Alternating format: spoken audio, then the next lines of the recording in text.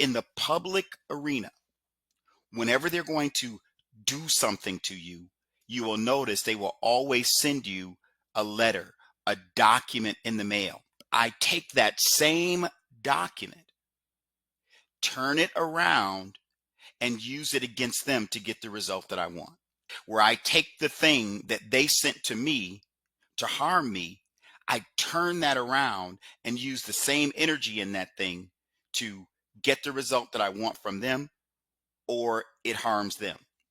For instance, just to give you an idea, what happens is, and we'll talk about this in a little bit. E is where we establish a contract with them using administrative process. So many folks that I've seen out there using administrative process have no idea about how to properly use an administrative process, because when I look at their letters, there's two things that's missing.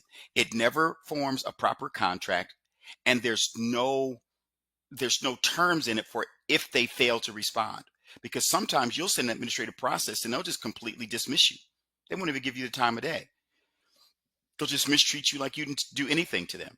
And what I find is, if you don't have a mechanism inside your administrative process, the statement that says, if you don't get back to me, then this happens, right, to you. Then if you're missing that, then your administrative process has no, it has nothing that happens to them. There's no repercussions to them if they don't get back to you, or if they fail to discharge your debt. You have to have in the contract a portion of it that says, look, if you don't get back to me, if you don't reply, if you don't comply, then this is what happens to you. And if it's missing that piece, you got nothing. Your administrative process has no teeth, is what I call it. It has no enforcement mechanism on the inside of it. And so what I do is I utilize the document that they sent to me, and I provide you with everything that you need, the templates and everything. So the templates are all included in here. You get the fill in the blank templates where you just plop in your name, you sign it, the date, and whatever, you mail it, and you're good to go with your administrative process. So the first letter is called, let's say they send you a monthly mortgage statement. This is just an example. It could be a car note, it could be a student loan, it could be a credit card, it can be whatever. I'm just saying. So with the first letter, let's say they send you a monthly mortgage statement. So you always want to respond back with what's called a non-negotiable notice of conditional acceptance, where in that non-negotiable notice of conditional acceptance, you have your terms and conditions, where they agree to accept your QSIP in 10 days, or to accept if they don't get back to you and reply within 10 days, then they're agreeing to accept your QSIP and your promissory note to settle and discharge the debt. And if they don't get back to you, they're agreeing to pay you a fee of like $10,000, right? I've never gotten that actual money. It's just the threat of it that makes them do it. So the first letter is the non-negotiable notice of a conditional acceptance with your terms and conditions in it, and you give them 10 days to reply. 9 times out of 10, they're not going to reply or do anything that you ask.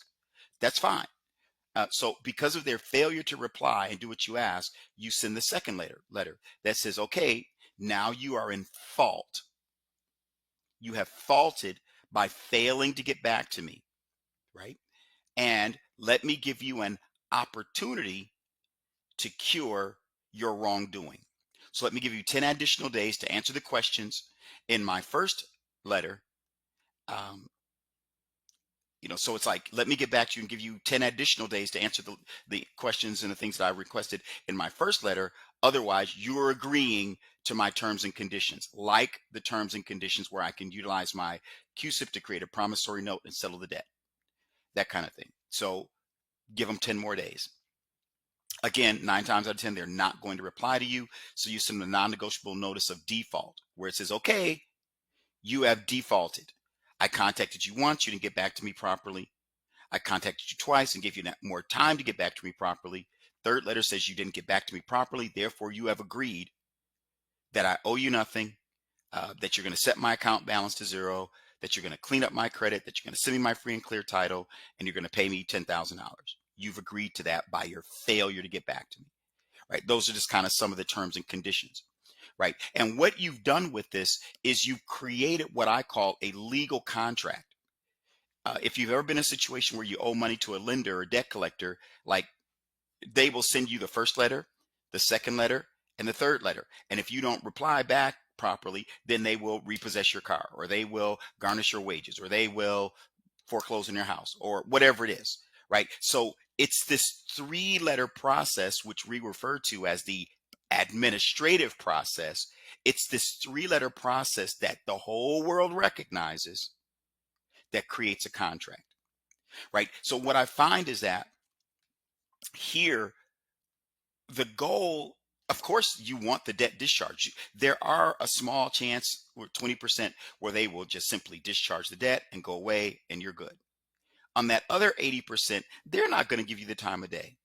But your goal, you have to think strategically and not just tactically.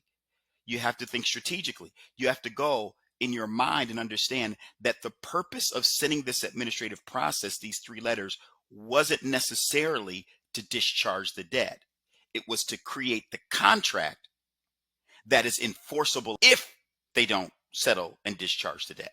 You can say, look, I have a contract where they have agreed that I owe them nothing, where they have agreed to set my account balance at zero, where they've agreed to send me my free and clear title, where they've agreed to clean up my credit and clean up any negative reporting, right? And they've agreed to pay me $10,000. But what'll happen if you don't have the process in place where they've agreed to that, then there's no contract and you can't enforce it, force what you don't set up. So this is designed to set it up so that when you ask for what's called summary judgment of the $10,000, the title of the house or the car, debt removal, set the account balance to zero. If you haven't done the upfront work with this, can't give it to you. You have to remember that judges and courts are what's called public servants. And so many people they get such a bad rep because folks living in the private community or in the sovereign citizen community, they don't do the upfront work properly. Then they go into court and they wonder why the judge doesn't give them what they want. It's because they didn't do the work, because they didn't think strategically, right? They just went in there talking about, I'm a sovereign citizen, I don't owe anything. Yeah, they're going to take your house if you do stupid stuff like that, right? So you have to set up things properly and establish a contract where they've agreed to your terms and conditions, so that when you submit that into the court, the judge is like, well, he established a contract. Didn't you get his first letter? Well, I got it, judge, but I just blew it off. Oh, did you get his second letter? Yeah, judge, but you know how it is. No, did you get his third letter? Yes. Did you pay his invoice? Oh, no. And the judge is going to be like, get out of here. My judgment for settling the account, setting it to zero, giving him a title to his house or car or whatever it is, paying him $10,000. He's got a contract here, right? So the entire public world is about contract. And if you don't do the work up front to set up the contract, then you can never enforce it. And there are going to be times where you're going to need to enforce your discharge in court, but you have to do the work up front. And I provide you with all of the templates, all of the fill in the blank templates, everything to set that up so you're in perfect shape. As you likely already know, any debt or anything that you receive, bill, invoice, whatever, is called a presentment because it's being presented to you. If you don't know that, now you do, right? And what we're looking at here is what's called Black's Law Dictionary. It was first published in 1891. For more than a century, Black's Law Dictionary has been the gold standard, not the bronze standard, not the wooden standard, not the silver standard, right?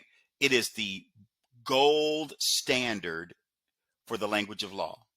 Today, it is the most widely, not the kind of widely, it is the most widely cited law book in the world, right? Not Merriam-Webster, not anything else, not any other law book. This is the gold standard. This is the gold standard. Why do I say that?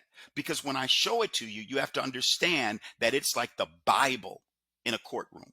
It is the Bible in a courtroom, Black's Law. So you have to make sure that anything that you do it in accordance with Black's Law, because that's where they're going to look it up. So let's look up the word presentment. This is out of Black's Law Dictionary, the most widely cited law book on the planet. And out of that, I'm quoting from Supreme Court case law. And it also has the UCC, where the rules, guidelines, the UCC says it as well. So Black's Law says it, the Supreme Court says what I'm about to share with you, and the UCC says what I'm about to say to you. So it's not something I pulled obscure. A presentment is a demand. But you already know this. You already know that when you receive your monthly mortgage statement in the mail, or car note in the mail, or credit card, student loan, whatever it is, you know that when you get that in the mail, it's not a Hallmark greeting card.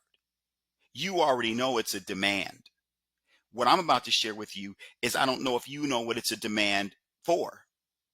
So it says a presentment is a demand for acceptance or payment. Now, most folks understand payment, of course, but most folks don't understand acceptance, right? And that's because you can do an acceptance, because typically with that monthly mortgage statement or whatever it is, there's a coupon with it. And if you don't properly accept it and return it to them, then the debt can't get discharged, right? So most folks understand that when you receive a presentment, yes, it's a demand, but it's a demand for one of two things: payment or acceptance. One or the other, not both, right? You can't do both. So if you're going to do payment, don't try to do acceptance. If you're going to do acceptance, don't try to do payment. It's or. I didn't write this. Black's Law wrote it, right? So acceptance or payment. Great. So what it's saying is that you got to learn how to accept the coupon that they send to you. And many of you, I know you've already heard that. The question is, how do you do that? To tell you how to settle the entire debt according to acceptance in Black's Law. How do you do that?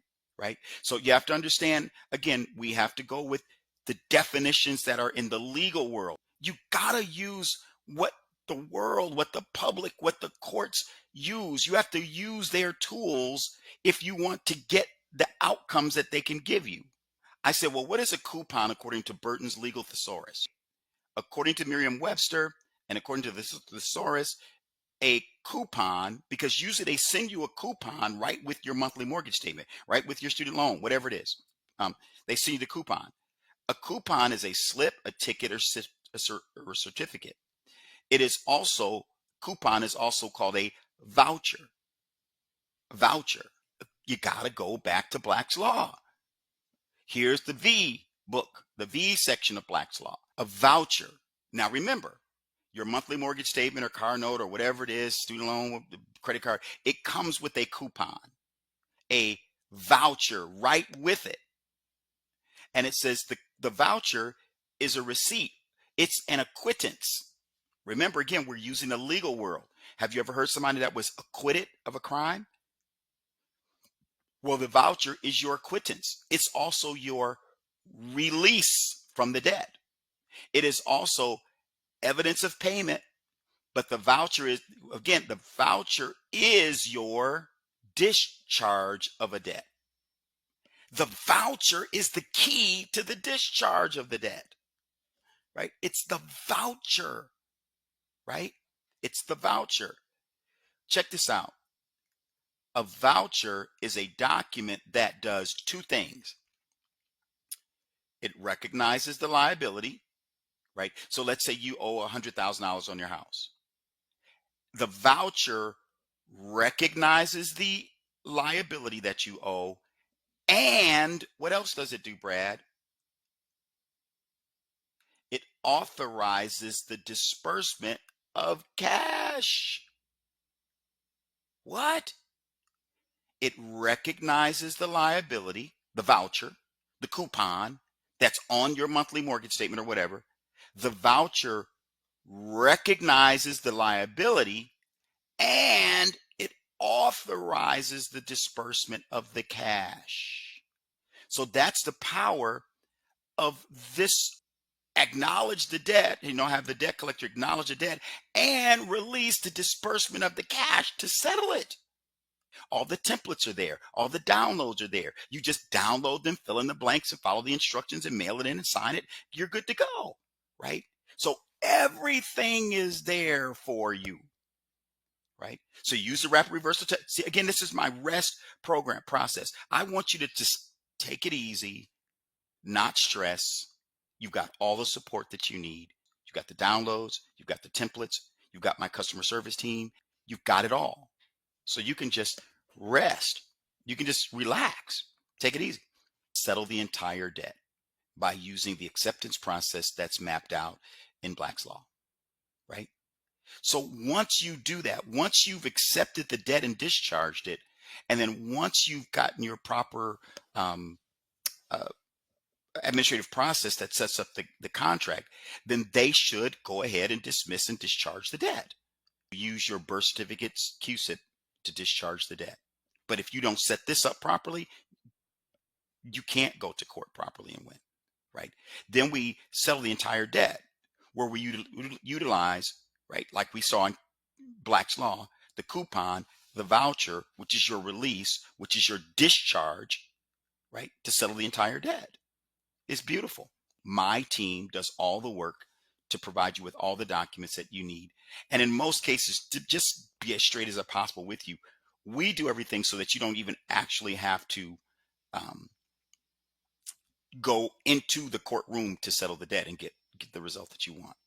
We want to do everything by paper. We want to get summary judgments. We don't want to do motions and all that kind of stuff. And that's how we do it. I've heard of so many people doing special appearance, and 99.99999% of people have no idea about how to show up in court by special appearance. For instance, when you show up in special appearance, you only ask questions.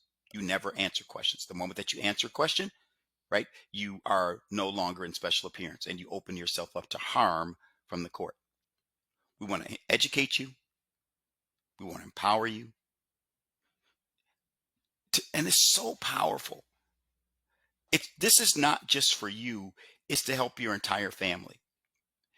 Once you understand how to utilize this process, your debt is gone. But wait a minute. Your children's debt is gone. But wait a minute. Your parents' debt is gone. But wait a minute. Your nieces and nephews, cousins, aunties, uncles' debt is gone. Your friend's debt is gone. Everybody at your church's debt is gone, right? Because now you understand how to do it. You don't have to keep once our goal is to educate you so that you don't need me in the future, right? We want to empower you to get rid of debt for anybody that you come into contact with. And we want to protect you so that you show up always by special appearance. If you do need to ever go into court or whatever the case is, you're protected where nobody can come against you and win. But if you really listen to what I'm saying, you can remove the debt, not just out of your life, out of your children's lives, out of your parents' lives, aunties, uncles, cousins, friends, church. Everybody in your sphere of influence can be debt free because of you. If you truly understand the gravity and the massive value that I'm bringing to you, this will blow you away. You're like, wait a minute. Well, wait. Do you know what our family could do if none of us ever had student loan debt? If all of our children could go to college and become doctors, lawyers, entrepreneurs, chiropractors, dentists, whatever, and never have debt? Do you know the massive benefit that is, Brad? Yeah, I do. I hope that you do. I do. I hope that you do. Right? You never have a debt. Your children never have debt. Your parents never have debt. Your aunts and uncles and cousins and siblings never have debt. Neither do their kids have debt. Your friends don't have debt. Your entire church is debt free, right? Or whatever it is. Imagine if somebody could train you how to do that, what could happen and how your life could. Imagine how your family's life could be if you had that power. That's what I'm empowering you to do today. That's why I say that this program educates you. It empowers you to help your entire family forever. and protect you all along the way. This is about freedom for you, for your family, for your children, for your grandchildren, your nieces, nephews, uncles, cousins, parents, everybody. I put this together because there's so many people reaching out to me. Not only do I tell you about it, but I show you how to do it. I provide you with all the templates. I provide you with all the downloads. So I want you to know, if this is interesting to you, click below. You got access to the templates, to the downloads. Information that I'm going to be going over has to do with the UCC financial statement. The UCC financial statement is basically a document that you file with the Secretary of State. You will file it with the state you were born in, but you will include the city and state that you're in on it. It's basically used normally to put liens against corporations if they owe you money, or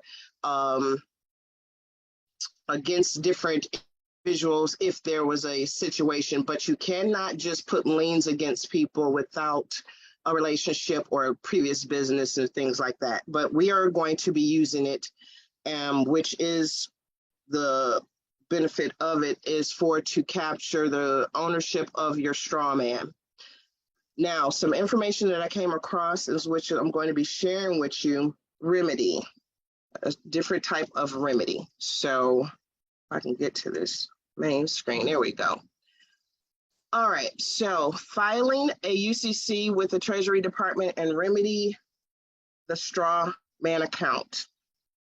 Now, this basically is stating that there's a lot of supporters of this, people that have done this process and have been very successful. Some of the information is even from back in 2003, when people were thousands of people had already started the remedy process.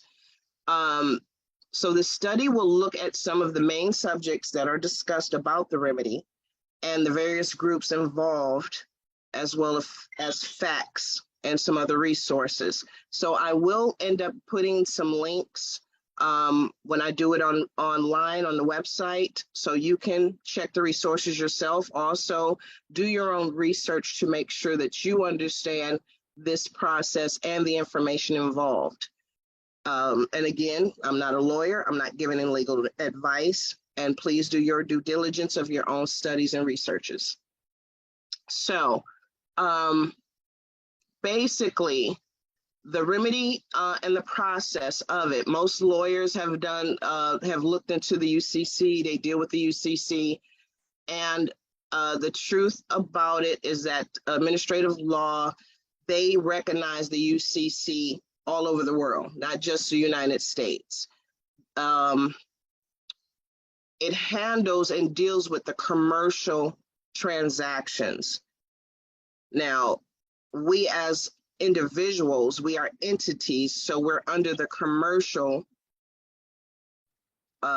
side of everything. We are the dead entity that is used as collateral on the commercial side.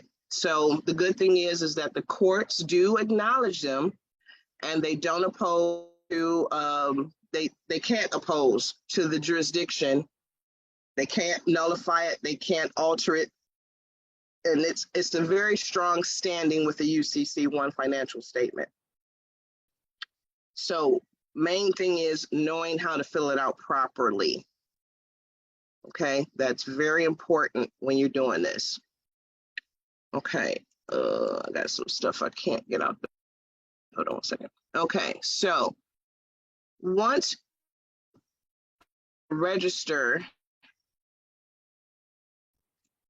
it's registered with the state, document, you have a claim number that you're given right after you've filed it online, and you want to make sure you print copies of those because you're going to be using those in the future. You're going to be sending those out actually.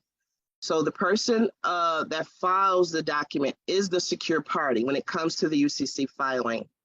And this is a fact of legal procedure. Oh, what happened? Oh, I hit the button. Sorry. So pretty much what this is saying, and you're going to have an opportunity to go through this PowerPoint on your own so you can get more into the details of it. But again, it's a lot of information, but I want to really try and get to the meat of it so you'll understand why we're going to do this and how important it is and pieces that needs to go with this. So, let's see, states. Oh yeah, it's definitely between all the states. Every state has it. So like I said, go to your websites, the Secretary of State's, type in UCC1. The site will come up where you're able to actually file it. Every state within the United States has a filing office established in foreign nations, so it's worldwide. And again, if you do your research, find out that the Vatican actually are the owners of the financial statement information. They keep that. They have access to that. So the Vatican is involved. So that's including how your birth certificate gets in there. Okay.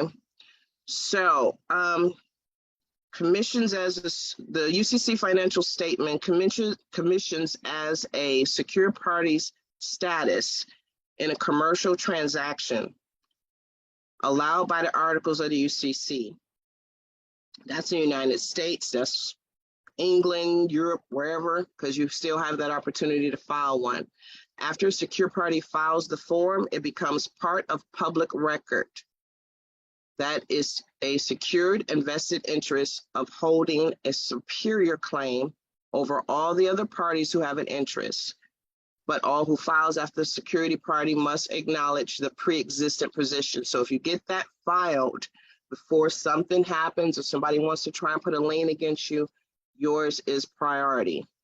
Wait a minute, let me make sure I covered everything on that. Financial statement file, Yeah, don't make any mistakes.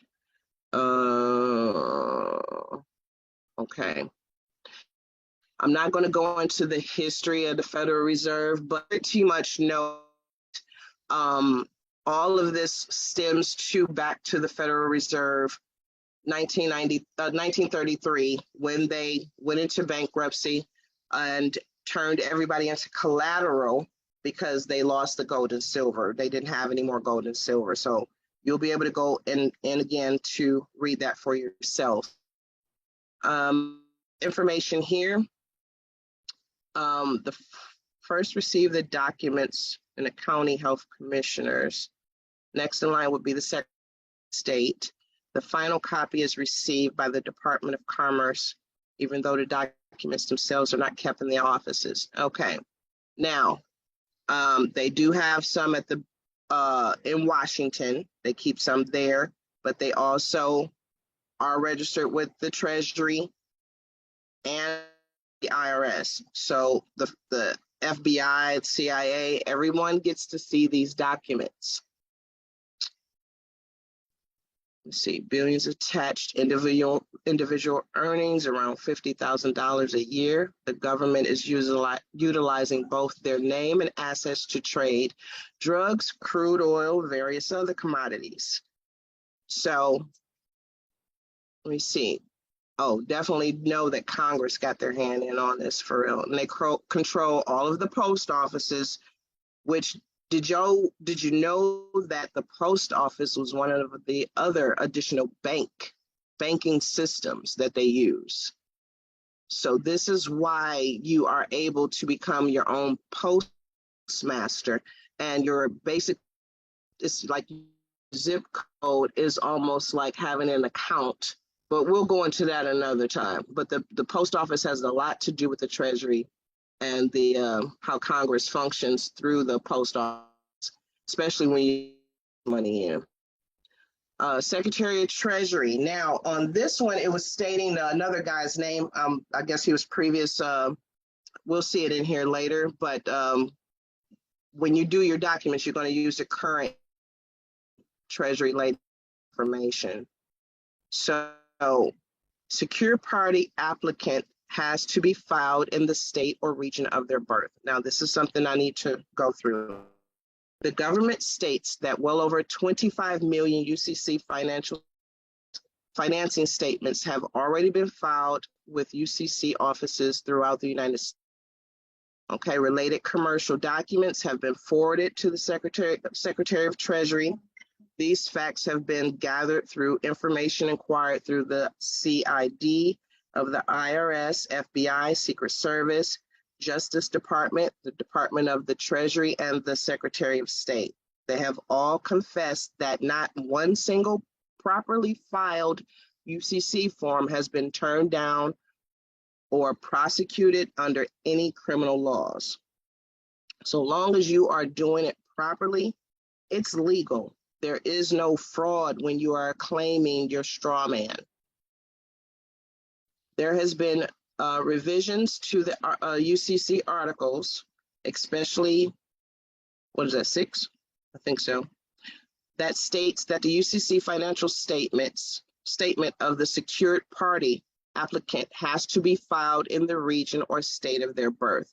Now, I double checked that information and it is currently there that you need to file it under the state you were born in. So if you did not, you need to do an addendum if you've already done a UCC, okay, to change that information. When the file is recorded with the Secretary of Treasury, it must include a chargeback instrument notice. Now that chargeback instrument, we're going to go over those documents later and how to fill those out. But also it includes a 1040-ES form combined with a birth certificate. The Secretary of the Treasury is the other party that holds an interest. The secured party also needs to file a UCC financing statement, an addendum with the UCC office in the state that the person resides in order to protect any property. So that's where I was stating that you have to use your birth, city, and state on the UCC as the debtor, and then as the secure party, you put your current address. If both is you're already in the state that you're born in, then you just use a PO box or use your current address on both. Okay. People at the Treasury Department Analysis and Control Division of the IRS is where they keep the files. Claim that the birth certificate does not have commercial value. They do, however, admit that the certificates of life births are real and are kept on file. Doggone it. Okay. I'll have to catch that last one later. I'm sorry. So this basically here is stating that worldwide that the UCC is used. Okay. There's offices all over the world, so everyone has the opportunity to utilize the option of using a UCC1 financial statement. If you're born outside of the United States, but you still are allowed to reside here and you have a Social Security card, you can still file a UCC form in whatever state or region in which you're living. I guess you still have to have permission to live here and remain here in order for it to be a legal document. Okay, you have to have your papers or a green card.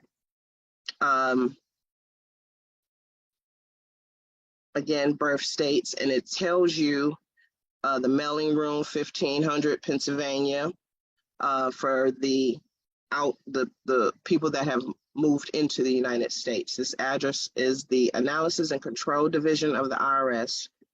They are examined by the Secret Service, FBI, Justice Department,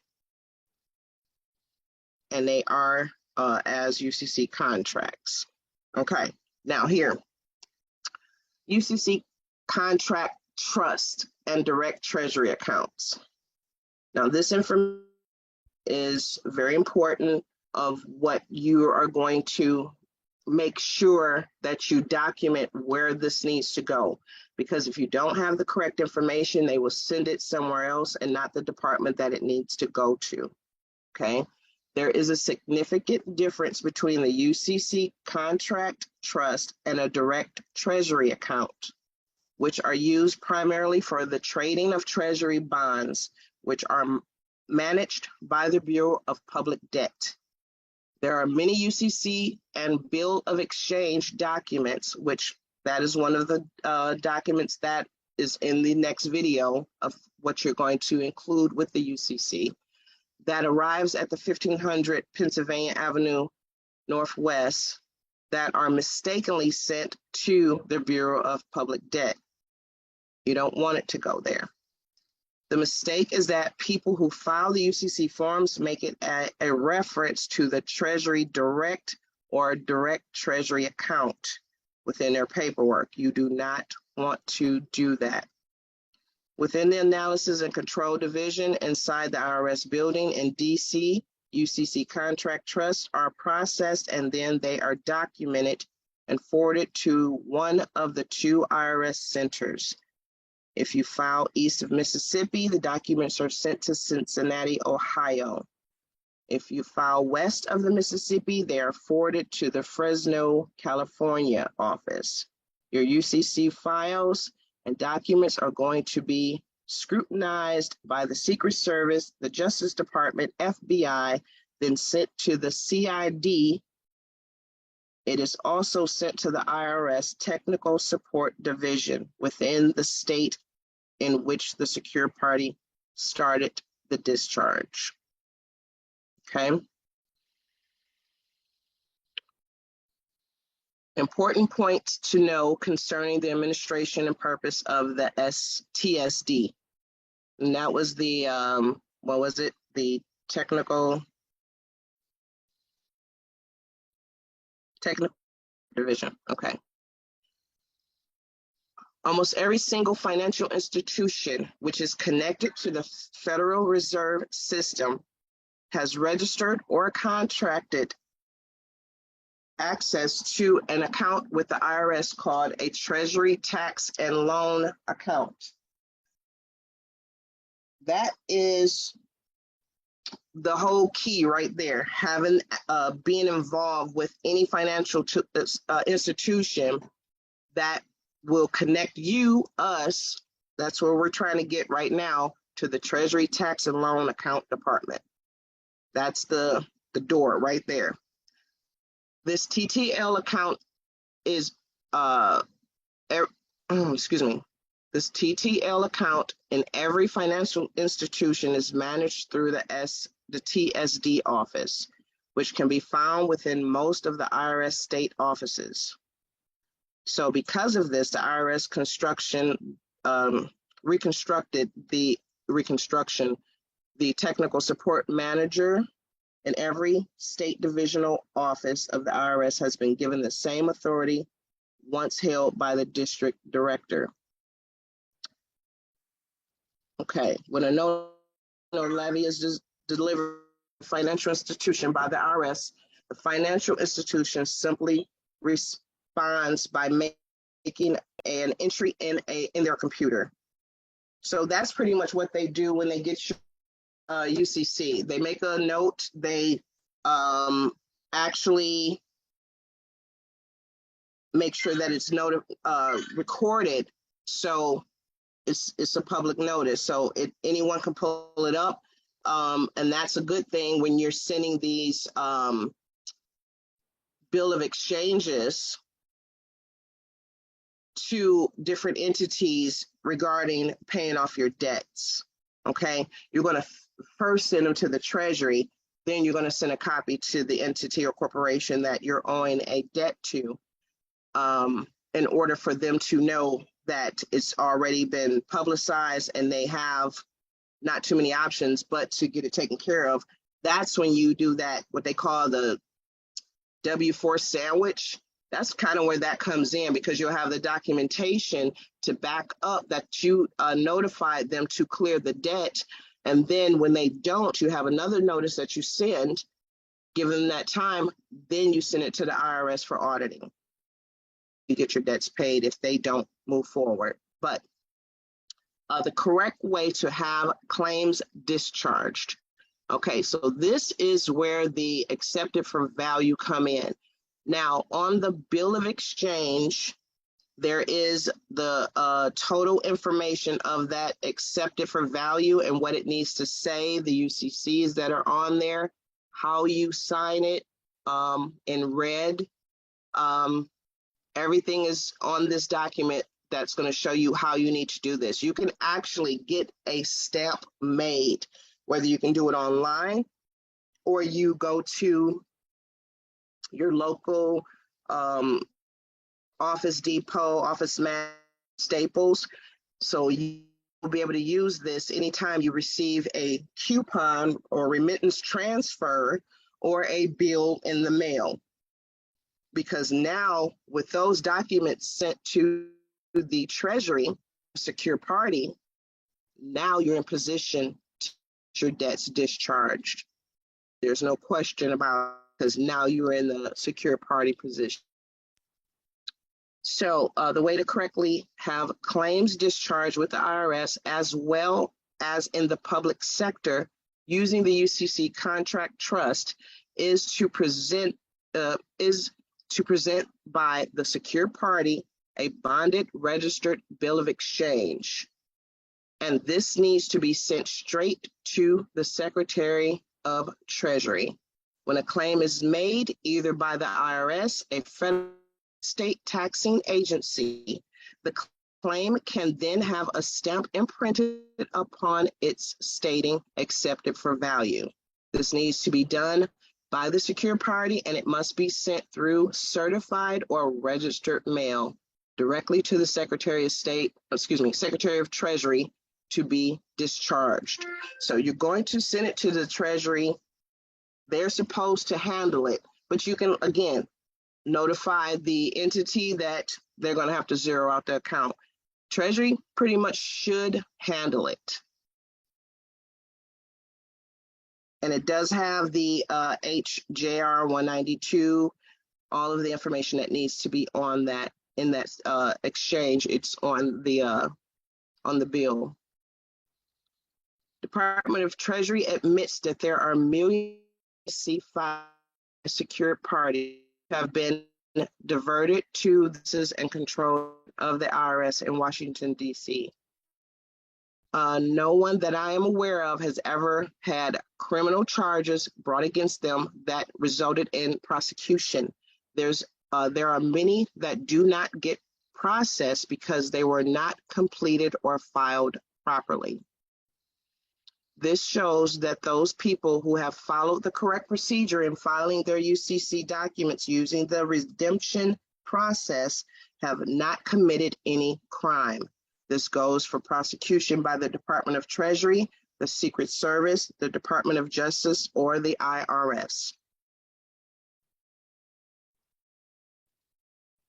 Okay, so we're filing a UCC financial statement, change, amend all commercial activities, civil cases, and criminal actions.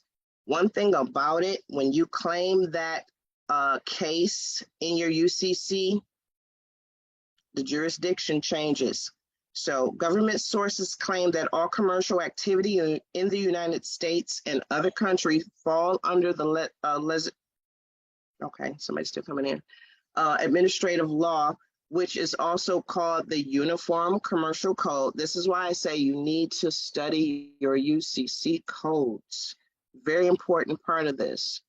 Once processed through the Federal Reserve System and or the Department of Treasury, these transactions are bonded. Although the court system claims to have jurisdiction over commercial transactions, that seems to break criminal laws. In reality, the UCC articles on their own are administrative laws and do not fall under any jurisdiction of the courts or to litigation. So keep that in mind if a case come up or you have a case, and that's good to make sure you have copies and have your other documents with it, with your birth certificate. I'm not going to go into this slide much, but it was given some information regarding how the bond numbers on your birth certificate matches some of the numbers on the Federal Reserve notes. So that's something for you to research and look into. Found some very interesting information on that. It's this is worldwide. Definitely, everyone that has a social security card, birth certificate, your number's probably on $100 bill or something somewhere. People who have property and correctly file within their birth state or UCC region will create a completely separate entity or a secured party separate from their government-created debtor. That's your straw man. To separate you. The entity that you have been being, you will no longer be. You're now separated with that UCC. When the filing and the instrument, and this is part of that order, the charge back, the IRS 1040 ES form, and the affidavit of the accepted for value stamped birth certificate lets the Treasury, Secretary of Treasury know that the secured party has been created with a prior and superior claim to all the assets and liabilities of the debtor. Okay? These liabilities should be forwarded to the Secretary to be processed and discharged through the UCC Contract Trust. All right? Very important. This is getting rid of all of the debt that they are supposed to be responsible for. Who coughing in there? Jimmy, someone needs to please everyone on mute, please. Okay. Thank you. All right. So do know this UCC is strong. It's actually doing some more research on it. I'm finding how powerful it is. And I know a lot of people have done them. I've done it. But I have to make some amendments to mine because a couple of things I didn't add. So I'm learning more information on it now. I had looked into it, but I didn't look deep enough. And so this is why I'm sharing it with you. And these are things that you, like I said, research it for yourself. I'm going to put the links to some of the information that I found. It is several different websites that discuss this in more detail. Other things that you can Google. So it'll take you down the rabbit hole, and definitely share it, with other people, and make sure that you check everything before you start sending anything or doing anything. Make sure you're doing what you need to do properly. Okay. So this basically just states that this procedure was set up by the government years ago for them to have a way out. Congress had been dealing with this since the 1900s, and they reinstated their status as an American under the U.S. Constitution. So as you go on and find, it'll be in here also that lawyers, doctors, congressmen, police, they have utilized this for years. Okay.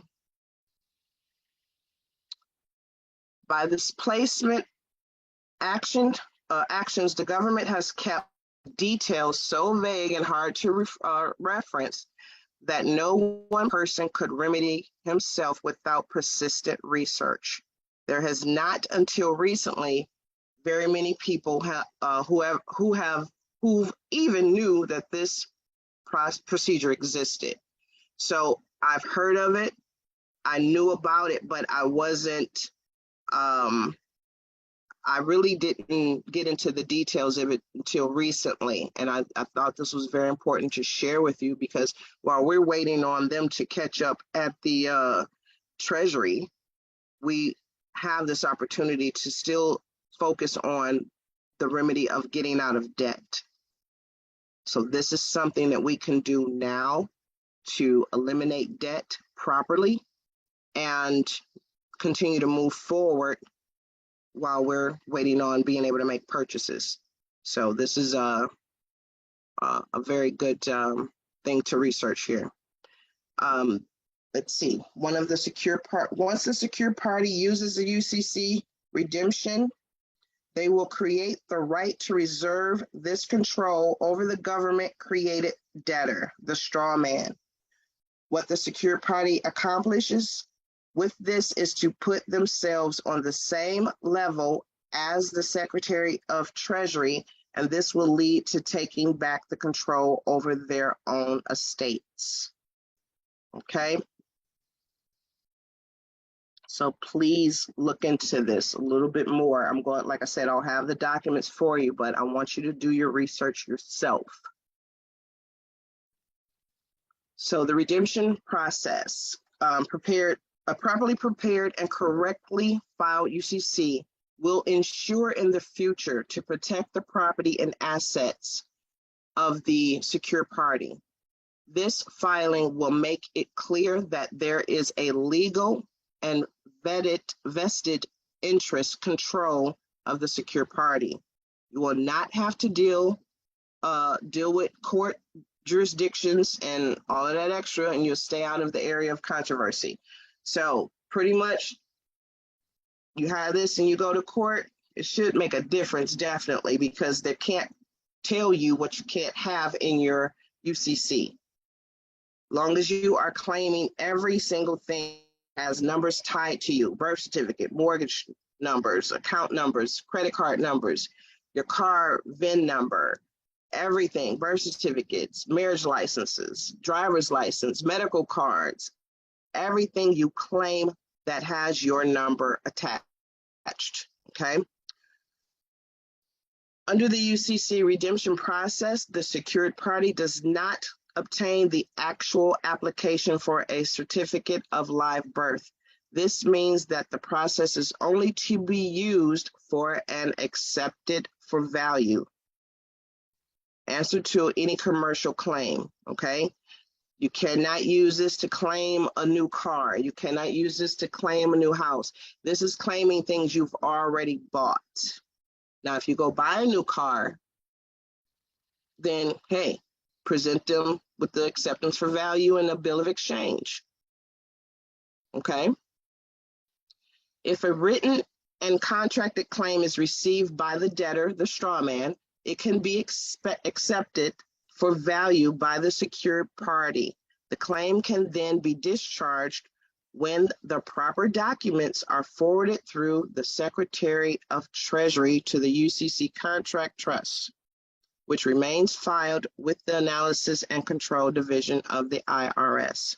There are many people who have tried to sidestep or manipulate this fact, justifying that law enforcement as well as courts will be more than happy to enforce, and I'm not going to even try it right now. IRS, CID, and the FBI are very quickly able to use threats and intimidation to unlawfully